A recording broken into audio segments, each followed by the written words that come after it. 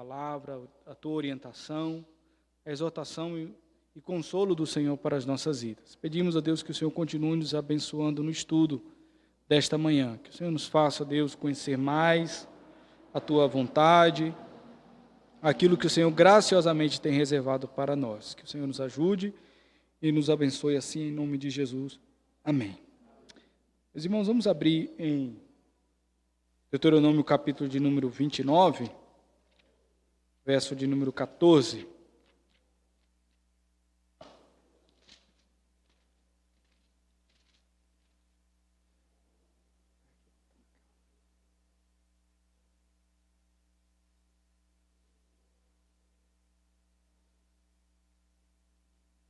Deuteronômio capítulo de número 29.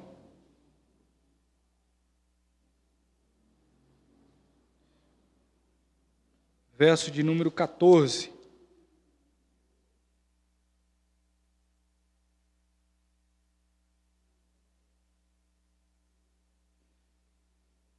Diz assim: não é somente convosco que faço esta aliança e este juramento, porém com aquele que hoje aqui está conosco perante o Senhor, nosso Deus, e também com aquele que não está aqui hoje conosco. Aqui nós temos a aliança do Senhor que foi estabelecida, e interessante que é dito que a aliança que era estabelecida naquele momento não era apenas para aqueles que estavam presentes, mas também para aqueles que não estavam ali presentes no momento solene. Isso representava então que as futuras gerações do povo de Deus estavam englobadas ou dentro também da aliança que Deus estava fazendo com o seu povo, mesmo não estando presentes, mesmo não existindo, eles estavam também presentes ali, porque esse Deus é um Deus eterno e ele não contempla apenas as coisas que são cronologicamente estabelecidas, mas ele contempla tudo, né, de forma ampla, e essa amplitude faz com que ele possa fazer uma aliança não apenas com aqueles que estão vivos em determinado momento, mas com todos aqueles que virão a existir também. Isso inclui, meus irmãos, aqui a necessidade de entendermos que a existência humana, ela necessariamente passa por aquilo que é naturalmente a reprodução humana, né? De seres humanos se reproduzirem e terem filhos. E esses filhos têm os seus filhos e assim por diante. E Deus, então, estabeleceu que essa reprodução, ela seja tida dentro de um ambiente familiar, de que um homem e uma mulher, unidos em um casamento, eles tenham filhos e assim sucessivamente venha acontecer. Isso é, então, o projeto de Deus para que haja uma perpetuidade de gerações, de pessoas que venham a existir. É necessário homem e mulher unindo-se para que, então, haja filhos. E Deus criou o ambiente familiar para que esses filhos sejam criados. A grande questão é, o que é, então, essa família? O que é família? Quem pode ajudar aí com uma definição do que é família? O que é família para você? Quem pode ajudar? O que você entende por família? Pode falar. A igreja é uma família. Ok. O que mais? O que é uma família? Pessoas que cuidam uma das outras. Família é um projeto de Deus. Certo.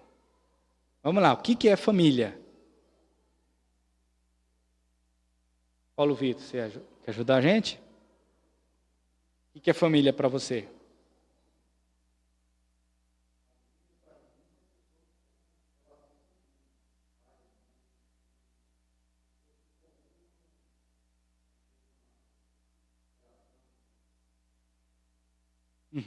Ok. Alguém mais quer caminhar aí nessa linha do Paulo Vitor? Se atreve a caminhar? Afinidade. Sim. Não, também não.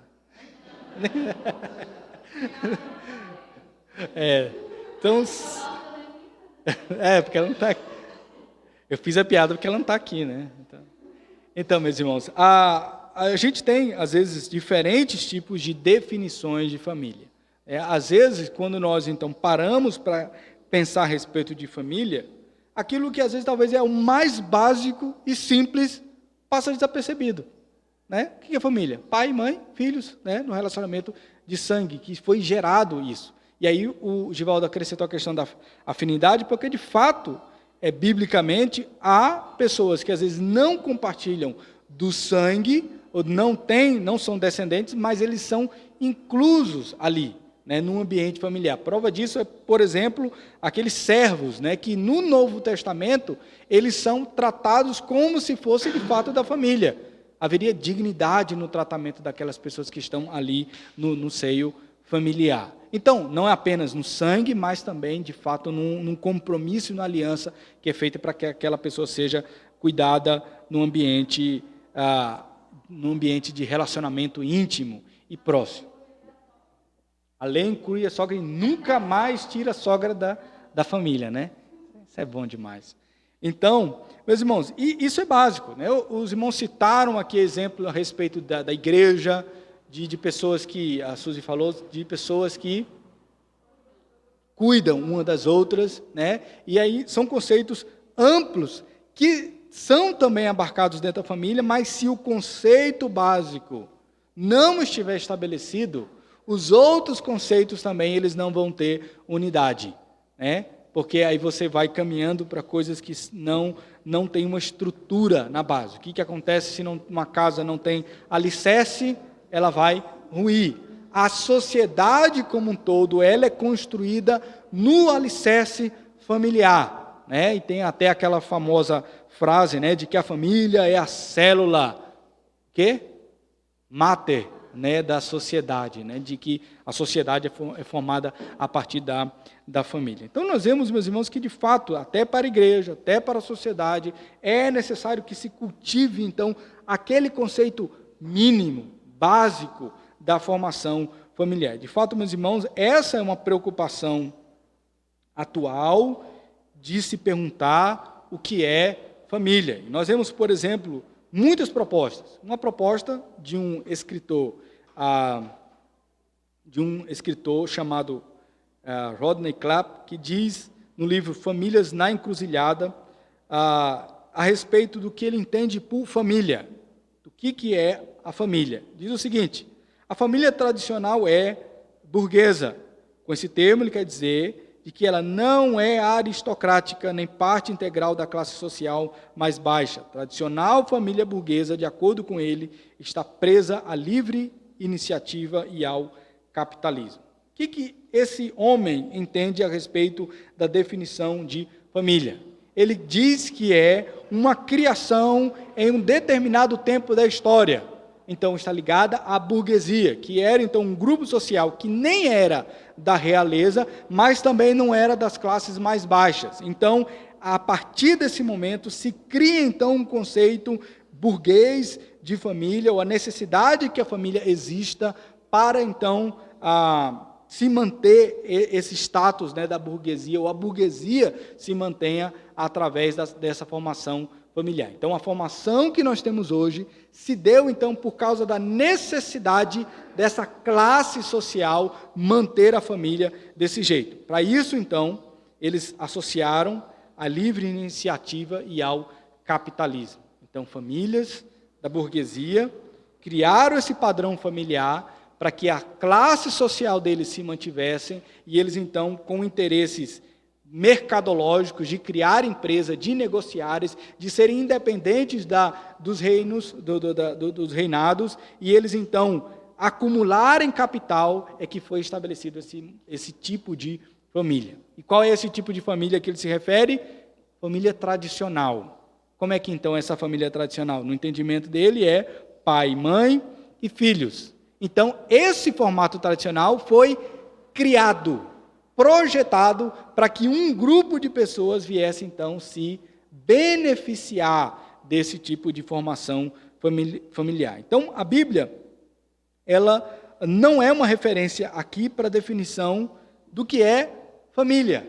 E muitos conselheiros cristãos e teólogos, eles caem nessa armadilha de entender que, de fato, nós não precisamos da Bíblia para definir as coisas, mas estudos sociológicos, estudos filosóficos vão definir as coisas. Então, nós tomamos mão dessas coisas para definir aquilo que nós estamos experimentando e vivenciando. Por isso, a Bíblia não tem tanta importância para definir assim o que é família.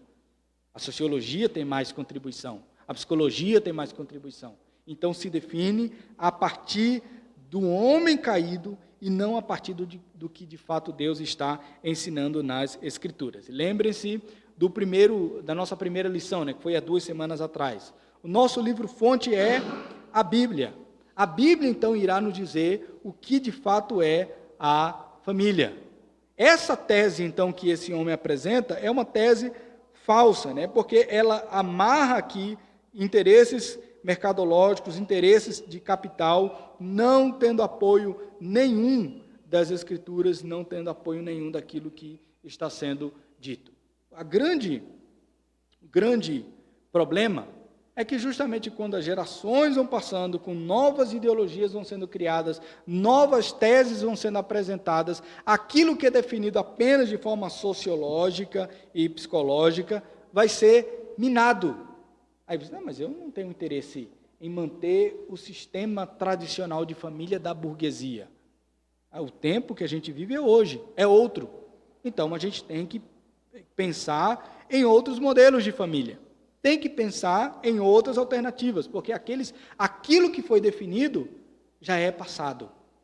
Não serve nos nossos tempos. Por isso, meus irmãos, que nas últimas décadas, no mundo ocidental especialmente, há um crescente ataque ao modelo familiar, ao modelo que eles chamam, modelo tradicional de família. Por quê? Porque a base que eles têm a respeito da criação de família não veio de um padrão, mas veio da criação sociológica do que é uma família. Então, você vai ver nos últimos anos as pessoas atacando a formação familiar de pai, mãe, filhos, reunidos ao redor de uma mesa, como sendo aquele modelo de família.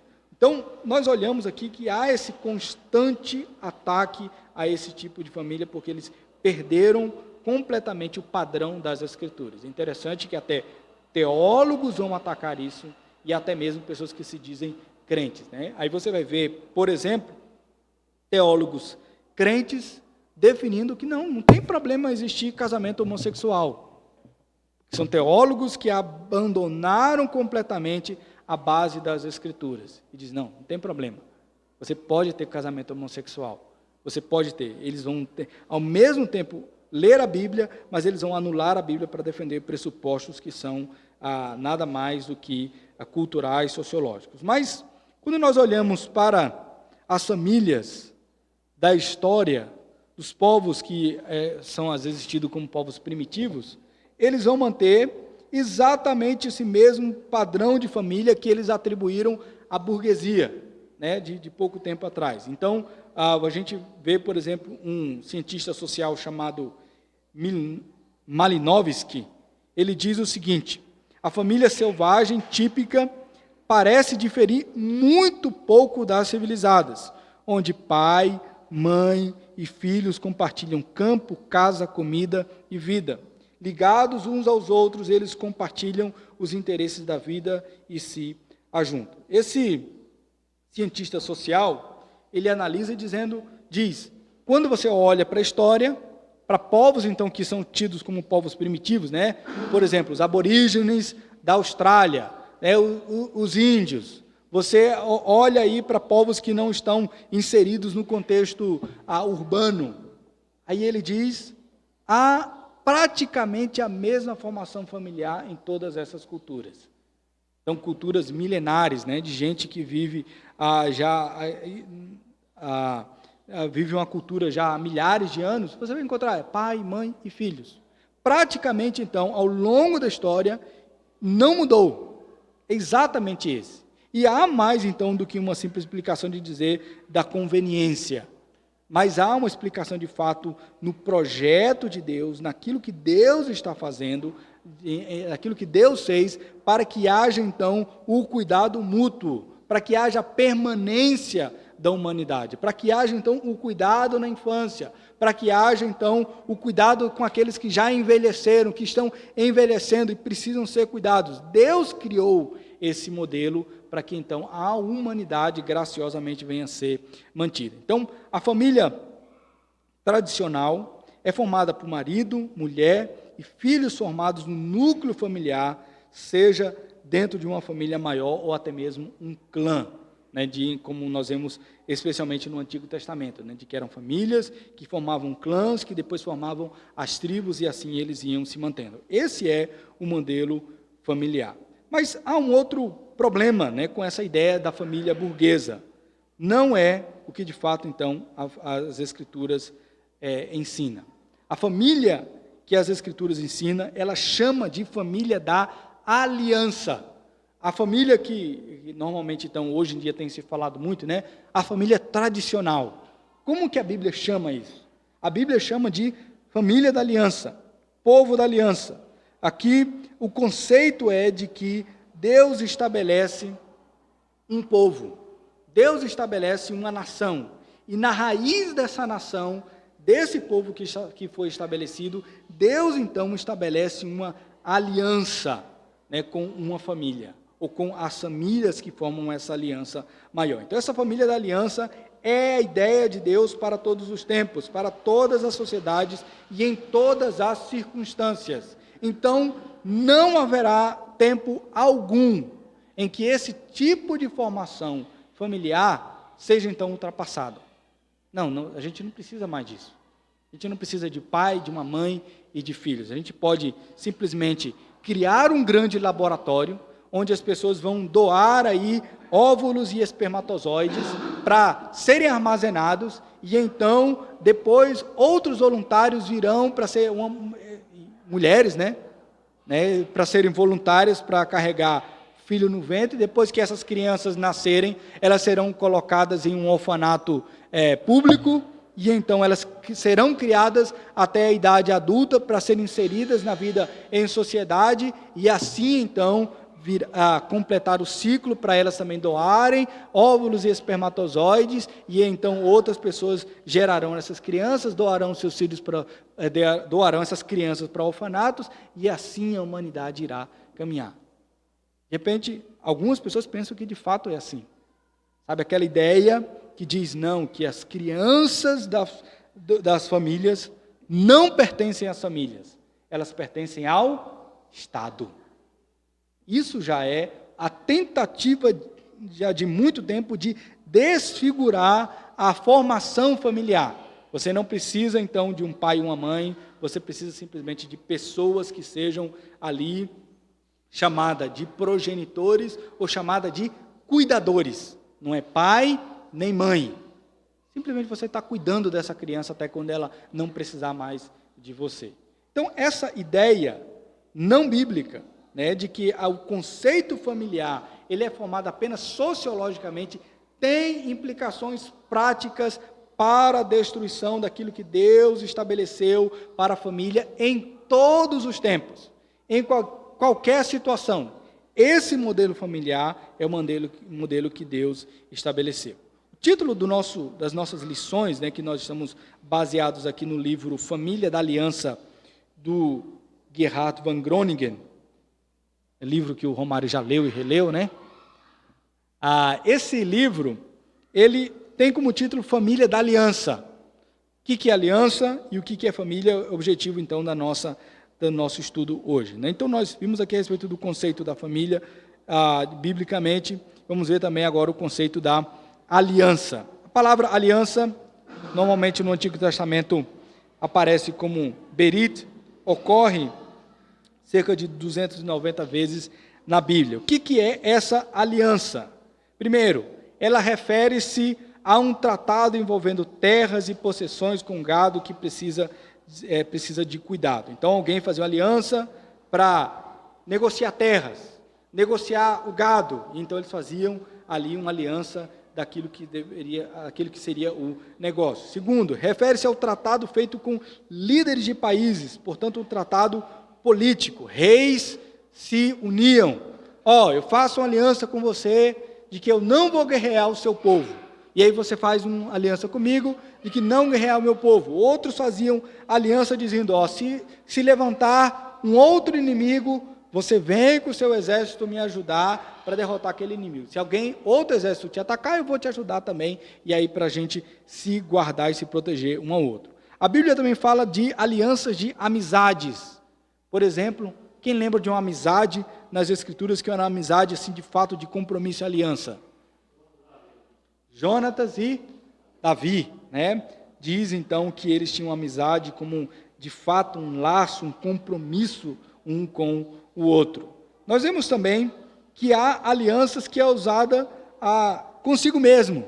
Eu mesmo fazer uma aliança comigo, né? Jó, capítulo 31, diz que Jó fez uma aliança com seus olhos para não olhar para uma donzela, uma mulher com luxúria. Então, ele mesmo fez uma aliança consigo mesmo. Então, há essa linguagem bíblica que diz a respeito de compromissos que são estabelecidos. E o mais belo desses compromissos que é revelado nas Escrituras é o compromisso do casamento, a aliança do casamento que é realizada. Então, nós vemos nas Escrituras dizer a respeito de pessoas que entram em aliança, que são unidas em aliança, que devem então honrar essa aliança, esse compromisso. O que envolve essa aliança? Essa aliança é o estabelecimento de um relacionamento. Então, aliança necessariamente nesse tratado, nessa resolução pessoal, nesse casamento, necessariamente ela vai envolver algum nível de relacionamento, desde um relacionamento de países, né, como também um relacionamento íntimo e próximo de um casal. Nesse relacionamento, nessa aliança que é estabelecida de relacionamento, é tido então uma exposição de promessas e de regras. De promessas e regras. Eu prometo isso a você, se você fizer isso e fizer isso. Então a gente tem aqui a ideia de que essa aliança e esse relacionamento que é tido não é simplesmente, a gente está em aliança. Então você faz o que você quer e eu faço o que eu quero. Você vive do jeito que você quiser e eu vivo do jeito que eu quiser. Ou você está obrigado a fazer isso, isso, isso, e eu não estou obrigado a nada. Eu não tenho compromisso nenhum com você. Não. A aliança que é estabelecida, ela exige que as duas partes venham se comprometer. E as duas partes venham prometer a fazer alguma coisa. Dizendo, nós entramos em aliança, então eu prometo cuidar de você, você promete cuidar de mim, e então se eu não fizer isso, que eu seja culpado diante dessa aliança. Percebam, meus irmãos, aqui, que essa aliança, ela é algo solene, é algo que deve ser preservado solenemente. Eu prometo fazer isso a você, e então você promete algo a mim, se isso não acontecer, que venha recair sobre mim a punição de ter quebrado esse juramento. E esse juramento, então, é um juramento que é indestrutível, que não pode ser anulado de qualquer forma, que não é, então, quebrado de qualquer forma. Então, a gente lembra aqui que a maior aliança que foi estabelecida entre Deus e um povo. Deus fez uma aliança com o seu povo. A gente vê lá em Gênesis que Deus estabeleceu uma aliança com Adão e Eva. Será que houve promessas ali? Houve condições da aliança de Gênesis? Deus prometeu alguma coisa a Adão e Eva? Deus fez alguma coisa para Adão e Eva? Deus disse para que Adão fizesse alguma coisa? Vocês acham que sim? Sim, né? O que Deus deu a Adão?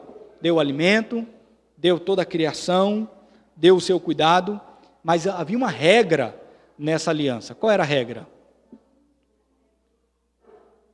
Exatamente, não comer do fruto, né, da árvore do conhecimento. Né? Então, quando ali nós vemos aquela aliança sendo estabelecida, Adão quebra aquela aliança.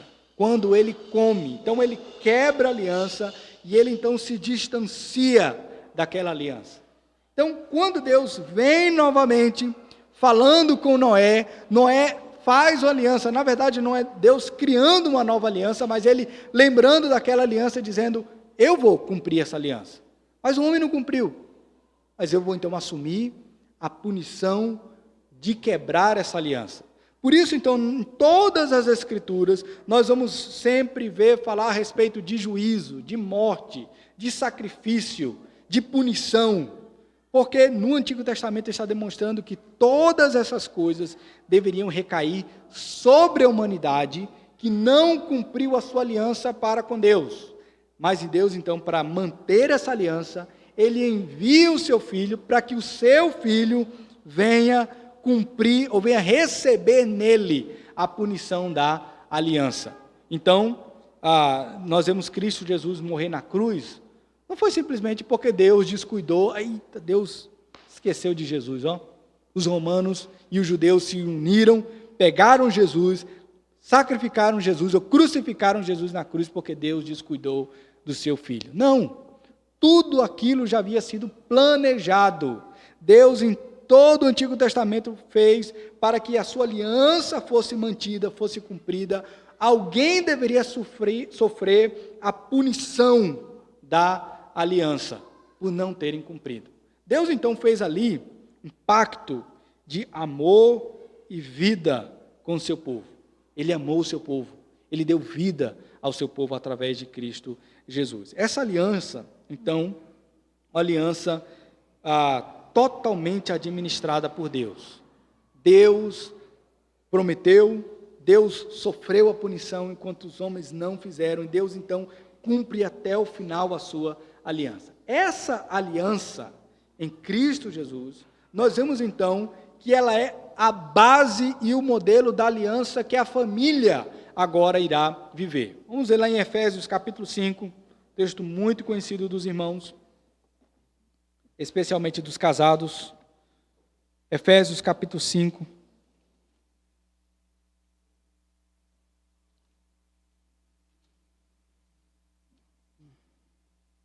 Eu vou ler aqui o verso de número 23.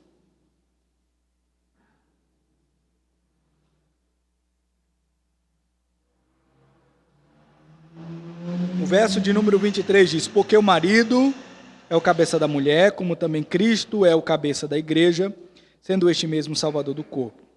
Como, porém, a igreja está sujeita a Cristo, assim também as mulheres sejam em tudo submissas ao seu marido. Verso 25. Maridos, amai vossa mulher, como também Cristo amou a igreja e a si mesmo se entregou por ela, para que a santificasse, tendo-a purificado por meio da lavagem de água pela palavra, para apresentar a si mesmo a igreja gloriosa, sem mácula, nem ruga, nem coisa semelhante, porém, santa e sem defeito. Assim também maridos devem amar a sua mulher como o próprio corpo. Quem ama a esposa a si mesmo se ama. Qual é o modelo de aliança que é estabelecido para o casamento, para o nosso casamento comum, normal, ordinário que nós vemos todos os dias? Qual é o modelo? A aliança de Deus com o seu povo. De Cristo Jesus, nessa aliança de amor e vida com o seu povo, ele, por amor, se entrega na cruz do Calvário, dando então a vida a essa igreja, a esse povo. O Salmo 45 que a gente leu no culto, fala justamente da beleza desse relacionamento, né? Do rei que se casa então com a mulher e é elevada à posição de rainha. Aqui ele diz que esse casamento envolveu um sacrifício. Não simplesmente foi lá, vou chamar você para se casar comigo. Não, houve um empecilho grande. Essa mulher era indigna, não merecia ser esposa do rei. O rei, então, se sacrificou para dar dignidade à sua esposa. Então, o modelo de aliança que é estabelecido para o casamento é justamente o modelo de aliança que Deus fez com o seu povo. Cristo Jesus se entregou pela sua igreja, pelo seu povo, pela sua noiva. Então, aqui, meus irmãos, nós temos esse modelo justamente no Novo Testamento, mostrando, né, como de fato nós temos um modelo de aliança, de compromisso, de fidelidade, de algo que é indestrutível, de algo que de fato faz com que ele venha expressar mais do que simplesmente o relacionamento de marido e mulher, mas ele venha apontar para Deus, dizendo: há um Deus que fez uma aliança com o seu povo. Meus irmãos, esse conceito de aliança, como ele é importante para o estabelecimento de famílias, especialmente nos dias de hoje, onde as alianças não são mais cumpridas. Há estatísticas que mostram que hoje há quase 50% de índice de divórcio, né? Pelo menos nas famílias americanas, não sei exatamente nas famílias do Brasil, mas eu creio que não esteja muito longe disso. Há também um grande número de pessoas que se mantêm casadas, mas não têm mais nenhum tipo de comprometimento com essa aliança do casamento. Dispersaram, vive do jeito que quer, não presta mais conta, né? É casado, mas vive como se fosse solteiro. De pessoas, então, que quebram essa aliança. A palavra, o juramento, né? Essa aliança que é feita, esse prometer diante de outras pessoas, de fato tem sido grandemente menosprezado nos dias de hoje. As pessoas não cumprem mais palavras. Antigamente se dizia que bastava um bigode, né? Um fio de bigode. Aqui, ó, prometo, eu vou cumprir. De fato, as pessoas hoje não querem compromisso, não querem se comprometer, não querem dizer, de fato, ao outro que promete alguma coisa, porque eles não querem me comprometer com isso. Infelizmente, meus irmãos, nós encontramos isso até mesmo dentro da igreja. Pessoas que não querem compromisso, que não querem se apresentar diante da igreja, assumindo o batismo cristão, porque não quer se comprometer com sua família, não quer se comprometer com os amigos, dizendo: agora eu sou crente. Pessoas que não se comprometem de fato em viver como família da aliança, como família que teme ao Senhor. E qualquer coisa é suficiente para quebrar esse juramento, esse compromisso. Meus irmãos, nós precisamos entender que a base dessa família é uma aliança que é feita. É uma aliança de homem e mulher que se unem, imitando o modelo de aliança que foi feito entre Cristo Jesus e a sua igreja. Imagine, né, você, marido, se Cristo Jesus amasse a igreja igual você ama a sua esposa. Como é que seria, né? Como seria? Como é que estaria a sua segurança se a igreja fosse amada exatamente como você ama a sua esposa? Percebam aqui nesse mandamento que Paulo dá à igreja, que há um peso grande para esse cabeça do lar que ama a sua esposa. Não é qualquer coisa. Não é qualquer coisa. Ele está ali como representante de Cristo Jesus. É um peso extremamente grande de nós, então, vivermos essa aliança na formação familiar.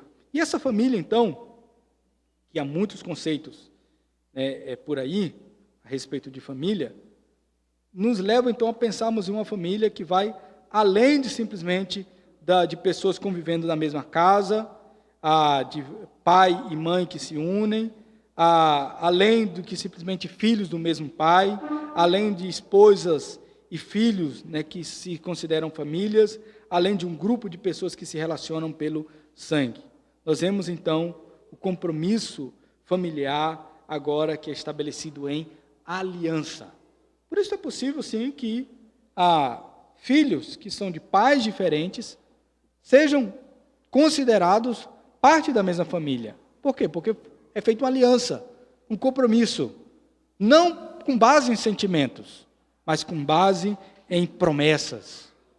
Às vezes, então, nós vemos como famílias se desfacelam, porque o compromisso familiar, ele está baseado em sentimentos e não baseado em alianças.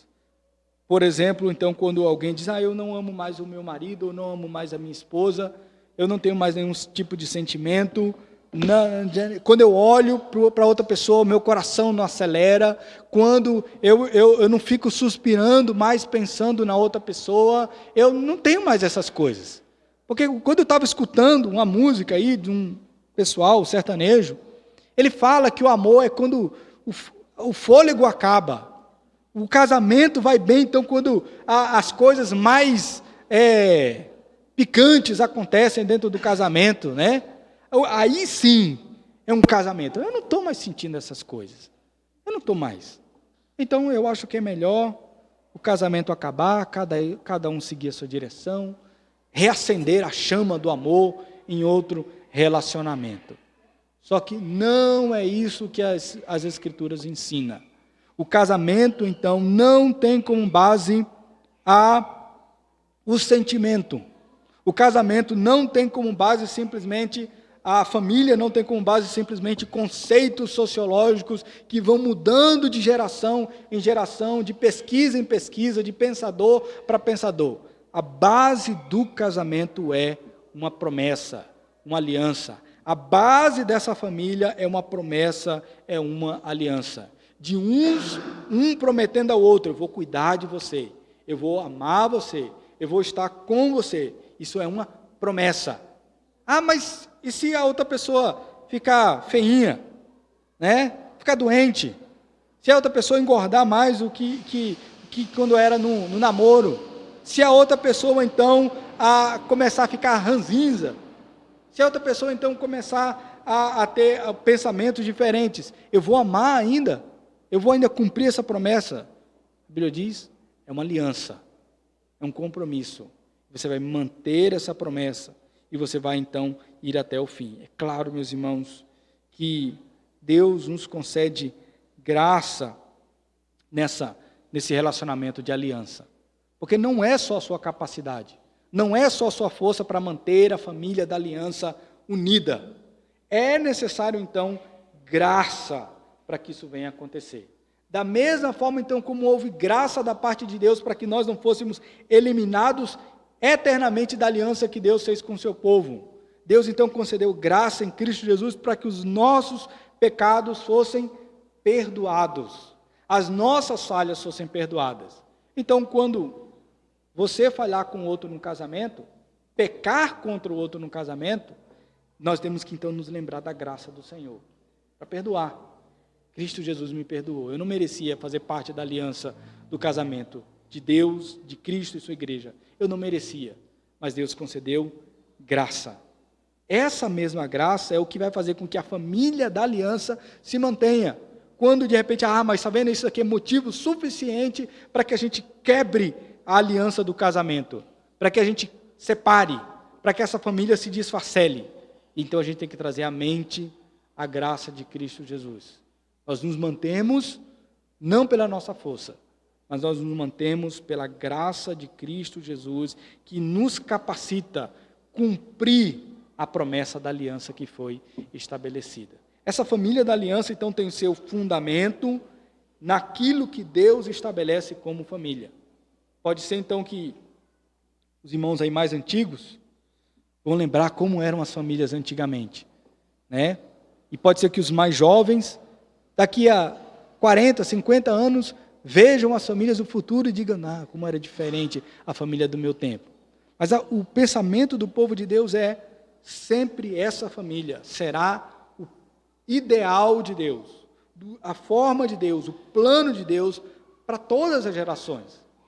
Tanto há 50, 60, 100 anos atrás, 1000, 2000 anos atrás, como daqui a 100, 200, 300, 2000 anos em diante. Esse será o modelo pelo qual Deus vai fundamentar famílias que são saudáveis, que se cuidam um dos outros. Amém, meus irmãos? Vamos orar?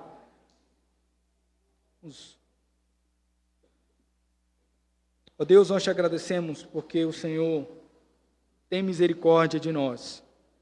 O Senhor nos introduziu no teu povo, fazendo uma aliança conosco. E mesmo quando nós somos infiéis à aliança, o Senhor teve misericórdia de nós, concedeu graça e sofreu a punição da aliança, sofreu a maldição, para que nós permanecêssemos ainda em aliança. Que, ó Deus, nós venhamos, como famílias, imitar esse modelo de aliança do Senhor. Que o nosso sim, sim, o nosso sim seja sim sempre, nosso não, não, os nossos votos no casamento sejam cumpridos, que a aliança seja cumprida. E quando nós pecarmos, quando nós falharmos, quando nós ferirmos ao outro, nós tenhamos, ó Deus, a lembrança da graça do Senhor, tanto para pedir perdão, quanto para perdoar, para que a graça do Senhor venha sustentar as nossas famílias. Que o Senhor nos capacite, fortaleça as famílias da nossa igreja, os casais mais jovens, os casais mais experientes, fortaleça a família daqueles que ainda não estão casados, como filhos, fortaleça aqueles que estão criando filhos sozinhos, que o Senhor Deus venha derramar da Tua graça sobre cada um de nós, que o Senhor nos ajude e nos fortaleça. Senhor Pai, que nós oramos em nome de Jesus. Amém. Deus abençoe.